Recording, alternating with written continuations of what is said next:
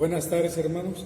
Continuamos con nuestra tercera lección sobre el conocimiento de Dios, recordando solamente algunas cosas que el conocimiento debe tener implicaciones prácticas en nuestra vida, debe resultar en una mayor devoción hacia Dios y también en mejorar nuestra conducta de adoración a Dios.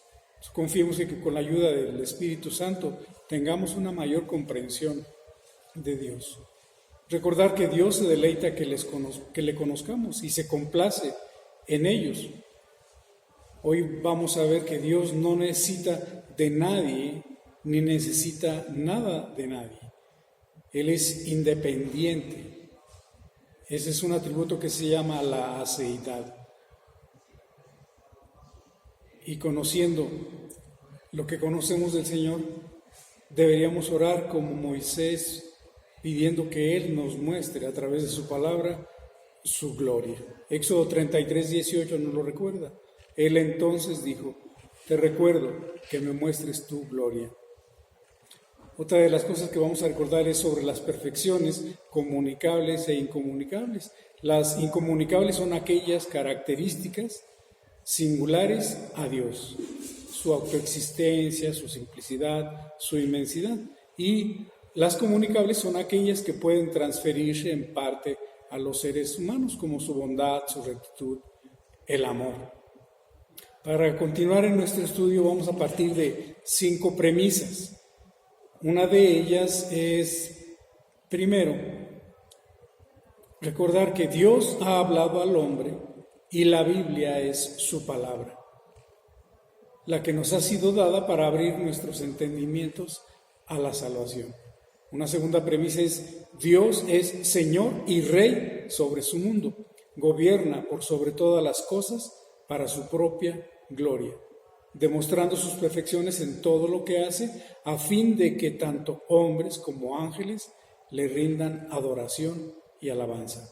Una tercera premisa es recordar que Dios es Salvador, activo en su amor soberano mediante el Señor Jesucristo, con el propósito de rescatar a los creyentes de la culpa y el poder de pecado, para adoptarlos como hijos y bendecirlos como tales. Una cuarta premisa es: Dios es trino y uno. En la deidad hay 3 personas, Padre, Hijo y Espíritu Santo. Y en la obra de salvación, las 3 personas actúan unidas: el Padre proyectando la salvación y el Hijo realizándola, y el Espíritu Santo aplicándola. Y una quinta premisa es que la santidad consiste en responder a la revelación de Dios con confianza y obediencia, fe y adoración, oración y alabanza, sujeción y servicio. Hoy, como dijimos, vamos a ver el atributo que tiene que ver con su independencia o con la aceidad. El doctor MacArthur, en su libro de Teología Sistemática, lo define como: Dios es independiente de todas las cosas. Él es perfectamente autosuficiente, no depende de nada aparte de sí mismo, y es por lo tanto el ser eterno y fundamental, la fuente de la vida y sostén para cualquier otro ser. En el libro de Teología Sistemática de Grudem nos da una definición parecida que completa la dada por el doctor MacArthur. Dice: Dios no nos necesita a nosotros ni al resto de la creación para nada, pero nosotros y el resto de la creación le glorificamos y le damos gozo. Este atributo de Dios a veces también se le llama autoexistencia, y se le dice aceidad porque tiene que ver con las palabras hace, que quiere decir de sí mismo. Estas son las definiciones de este atributo. Ahora, ¿qué implica esto? Pues de que, como es independiente, es autoexistente y tiene vida en y por sí mismo. Éxodo 3:14 nos recuerda esto. Y respondió Dios a Moisés: yo soy el que soy, y dijo: así dirás a los hijos de Israel: yo soy, me envió a vosotros. Entonces el nombre demuestra que la existencia de Dios no fue causada o dependa de ninguna otra cosa o persona fuera de sí mismo. La naturaleza de Dios es existir.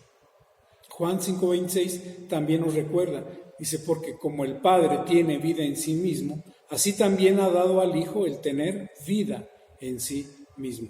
Entonces, la vida o existencia de Dios no proviene de ninguna persona o cosa fuera de sí mismo. Él es la vida. El existir es parte de su misma naturaleza. Y la existencia de todo lo demás, visible o invisible, animada o inanimada, depende de Él. Entonces, solo Dios es verdaderamente libre de necesidad o dependencia.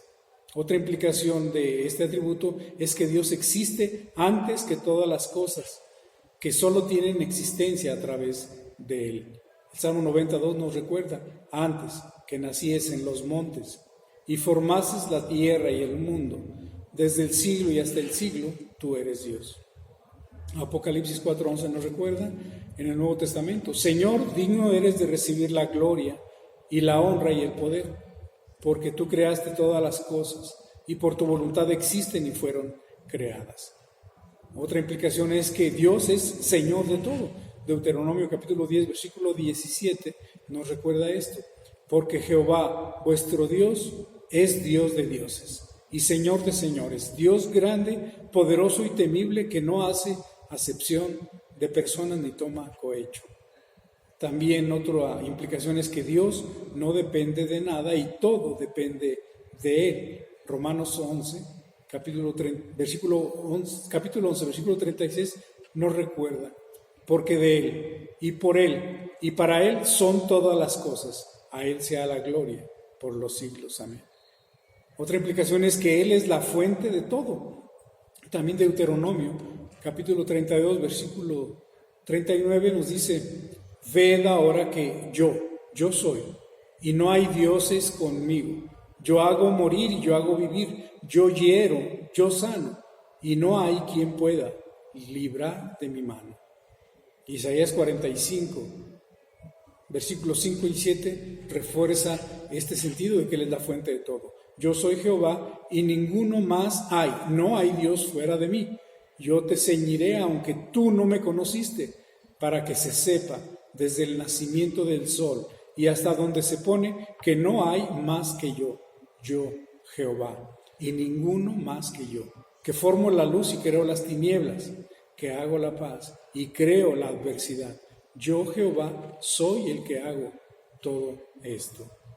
Y como vemos también, por lo tanto, Él hace lo que quiere.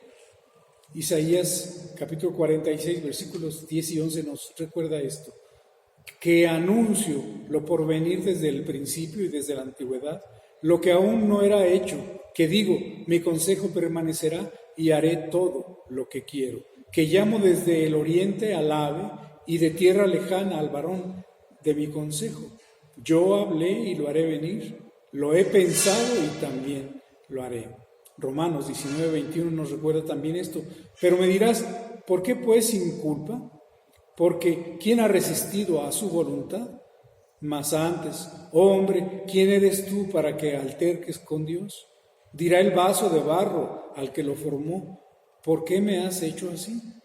¿O no tiene potestad el alfarero sobre el barro para hacer de la misma masa un vaso para honra y otro para deshonra? Otra implicación es que su consejo es la base de todo. El Salmo 33, 10 y 11 nos recuerda esto. Jehová hace nulo el consejo de las naciones y frustra las maquinaciones de los pueblos. El consejo de Jehová permanecerá para siempre. En Mateo capítulo 11, versículos 25 y 26 nos recuerda también al respecto. En aquel tiempo, respondiendo Jesús, dijo, te alabo, Padre, Señor del cielo y de la tierra, porque escondiste estas cosas de los sabios y de los entendidos y las revelaste a los niños. Sí, Padre, porque así te agradó. Otra implicación es que Él hace todo por su nombre.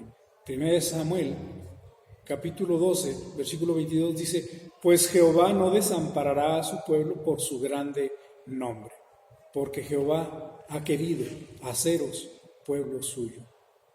Daniel capítulo 9, versículo 19 dice: oye Señor, oh Señor, perdona, presta oído, Señor, y hazlo, y no tardes, por amor de ti mismo, Dios mío, porque tu nombre es invocado sobre tu ciudad y sobre tu pueblo.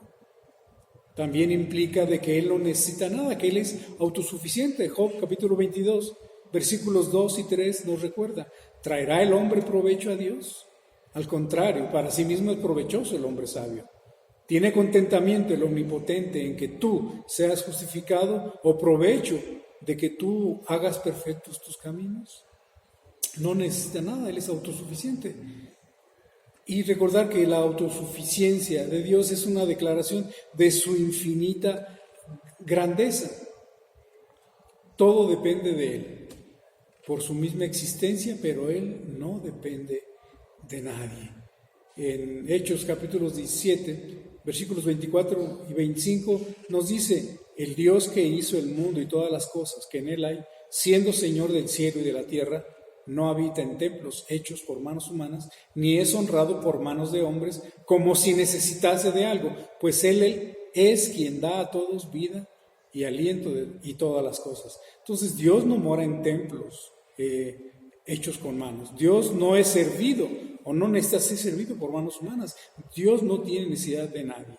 Otra implicación es que Él es el primero y el último. Isaías 41:4 nos dice: ¿quién hizo y realizó esto?